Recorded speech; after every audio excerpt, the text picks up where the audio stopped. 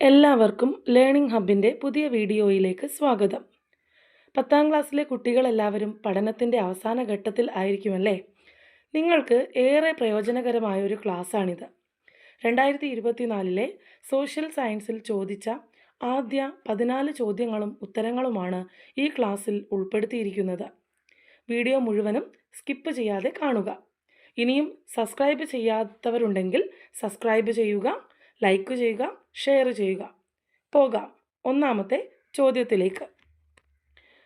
ഒന്നാമത്തെ ചോദ്യം, കാവേരി നദിയുടെ പോഷക നദി ഏത്? കാവേരി നദിയുടെ പോഷക നദി കബനിയാണ്. അടുത്ത ചോദ്യം, മഹാത്മാഗാന്ധിയുടെ നേതൃത്വത്തിൽ ഇന്ത്യൻ നാഷണൽ കോൺഗ്രസ് നടത്തിയ ആദ്യ ദേശീയ പ്രക്ഷോഭം ഏത്? നിസ്സഹകരണ സമരമാണ് ആൻസർ. തേർഡ് ക്വസ്റ്റ്യൻ, സംസ്ഥാന സർവീസിന് ഉദാഹരണം. ഇതിൽ നമുക്ക് തന്നിരിക്കുന്ന ഓപ്ഷനിൽ ആൻസർ എ ആണ്, കൃഷി ഓഫീസർ. ഫോർത്ത് ക്വസ്റ്റ്യൻ, ചുവടെ നൽകിയവയിൽ മാനവ വിഭവത്തിൻ്റെ ഗണപരമായ സവിശേഷത ഏത്? ഗണപരം എന്ന് പറയുന്നത് കൊണ്ട് നമ്മൾ ഉദ്ദേശിക്കുന്നത് നമുക്ക് കൃത്യമായി അളന്ന് തിട്ടപ്പെടുത്താൻ പറ്റുന്നത് എന്നാണ്. നമുക്ക് ഇതിൽ കൃത്യമായി അളന്ന് തിട്ടപ്പെടുത്താൻ കഴിയുന്ന ഘടകമാണ് പ്രായഘടന. ആൻസർ ഡി ആണ്. അടുത്ത ക്വസ്റ്റ്യൻ, കോട്ടണോപോളിസ് എന്ന് വിശേഷിപ്പിക്കുന്ന ഇന്ത്യൻ നഗരമേത്? ആൻസർ സി ആണ്, മുംബൈ. ഓക്കെ, ആദ്യത്തെ 5 ചോദ്യങ്ങളുടെ ഉത്തരങ്ങൾ എല്ലാ കുട്ടികൾക്കും മനസ്സിലായെന്ന് കരുതുന്നു. അടുത്ത ക്വസ്റ്റ്യനിലേക്ക് കടക്കാം. അടുത്ത ക്വസ്റ്റ്യൻ്റെ പ്രത്യേകത 3 മാർക്കിൻ്റെ ചോദ്യങ്ങളാണ്. നമുക്ക് ആവശ്യമായിട്ട് വരുന്നത് 3 പോയിൻറ്റുകളാണ്. ഓരോ ചോദ്യത്തിനും കൃത്യമായി 3 പോയിൻറ്റുകൾ വെച്ചാണ് നിങ്ങൾ ആൻസർ ചെയ്യേണ്ടത്. 6ാമത്തെ ചോദ്യം, സമൂഹ ശാസ്ത്ര പഠന രീതികളിൽ ഏതെങ്കിലും 3 എണ്ണം സൂചിപ്പിക്കുക.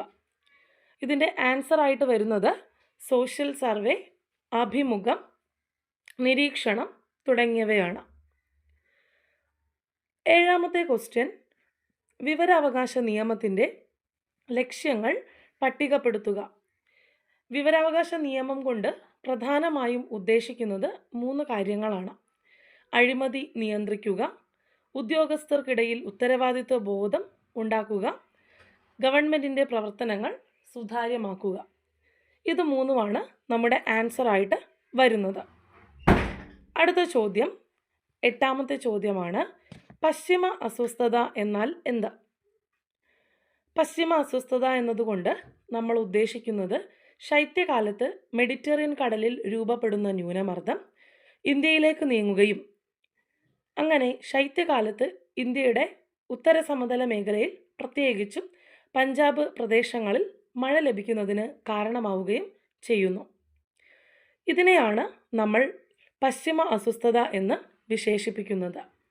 ഈ പശ്ചിമ അസ്വസ്ഥത ഉണ്ടാകുന്നത് മൂലം ശൈത്യകാല വിളകൾക്ക് ഇത് ഏറെ പ്രയോജനകരമാണ്. ഇതാണ് അതിൻ്റെ ആൻസറായിട്ട് വരുന്നത്. ഇനി 9ാമത്തെ ചോദ്യം, ഇന്ത്യയിലെ തേയില കൃഷിയെ പറ്റി കുറിപ്പെഴുതുക. 3 മാർക്കിൻ്റെ ചോദ്യമാണ്. അധികം വലിച്ചു നീട്ടി എഴുതേണ്ട ആവശ്യമില്ല. തേയിലയുടെ പ്രത്യേകത എന്തെല്ലാമാണ്? ഏറ്റവും കൂടുതൽ തേയില ഉൽപ്പാദിപ്പിക്കുന്ന രാജ്യമാണ് ഇന്ത്യ, അല്ലേ? അടുത്ത പോയിൻ്റ്, അസം, പശ്ചിമ ബംഗാൾ, കേരളം, തമിഴ്നാട് തുടങ്ങിയ സംസ്ഥാനങ്ങളിലായാണ് തേയില കൃഷി കൂടുതലായി കണ്ടുവരുന്നത്.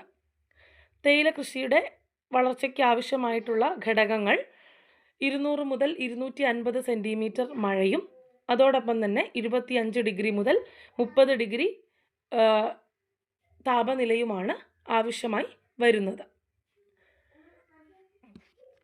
അടുത്തത് നമുക്ക് 10ാമത്തെ ചോദ്യത്തിലേക്ക് കടക്കാം.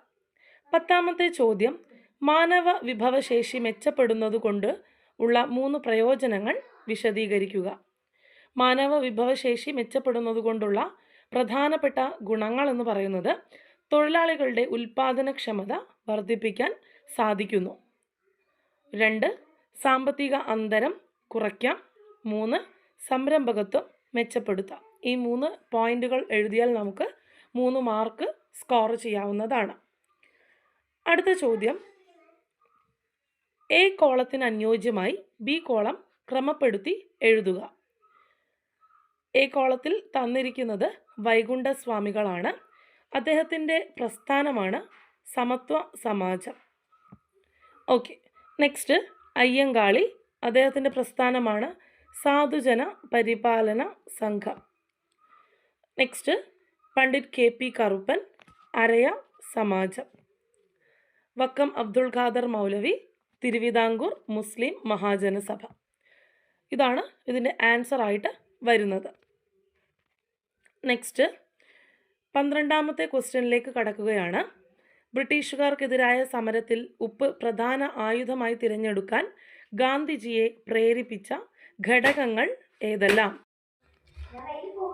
12ാമത്തെ ചോദ്യം, ബ്രിട്ടീഷുകാർക്കെതിരായ സമരത്തിൽ ഉപ്പ് പ്രധാന സമര ആയുധമായി തിരഞ്ഞെടുക്കാൻ ഗാന്ധിജിയെ പ്രേരിപ്പിച്ച ഘടകങ്ങൾ എന്തെല്ലാം?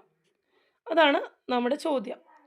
ഇതിൻ്റെ ഉത്തരം ബ്രിട്ടീഷ് സർക്കാരിൻ്റെ നികുതി വരുമാനത്തിൽ 2/5 ഭാഗവും ഉപ്പിന്മേൽ ചുമത്തുന്ന നികുതിയായിരുന്നു. അതാണ് ഒന്നാമത്തെ പോയിന്റ്. 2, ദരിദ്രർക്ക് ഈ നികുതി വലിയ ഭാരമായിരുന്നു. 3, ഉപ്പിൻ്റെ വില 3 മടങ്ങ് വർദ്ധിപ്പിച്ചു. 4ാമത്തെ പോയിൻ്റായിട്ട് നമ്മൾ എഴുതേണ്ടത് സാധാരണക്കാരെ ഉണർത്താൻ ഉതകുന്ന മുദ്രാവാക്യമായിരുന്നു ഉപ്പ് നികുതി എടുത്തു കളയുക എന്നത്. ഇത്രയുമാണ് ഇതിൻ്റെ ആൻസറായി വരുന്നത്.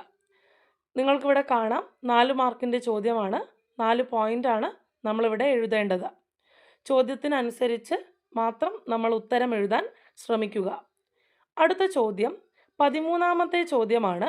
ഉപഭോക്തൃ തർക്കത്തിൽ പരാതി നൽകാവുന്ന സന്ദർഭങ്ങൾ ഏതെല്ലാം? ഉപഭോക്തൃ തർക്കത്തിൽ പരാതി നൽകാവുന്ന സന്ദർഭങ്ങൾ ഏതെല്ലാം?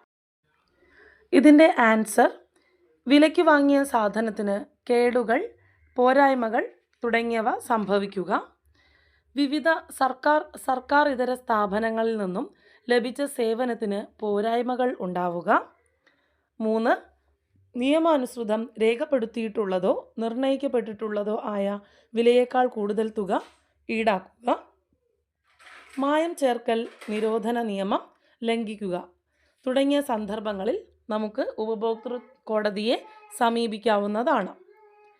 അടുത്ത ചോദ്യം 14ാമത്തെ ചോദ്യമാണ്. സ്വതന്ത്ര ഇന്ത്യ ബഹിരാകാശ ഗവേഷണ രംഗത്ത് കൈവരിച്ച പ്രധാന നേട്ടങ്ങൾ വിശദീകരിക്കുക. ഇതിൻ്റെ ആൻസർ വരുന്നത് നമുക്കറിയാം, ഇന്ത്യ സ്വാതന്ത്ര്യം നേടിയതിനു ശേഷമുള്ള ഇന്ത്യയുടെ നേട്ടങ്ങൾ. ഇതിൻ്റെ ഉത്തരം 1969 ISRO നിലവിൽ വന്നു.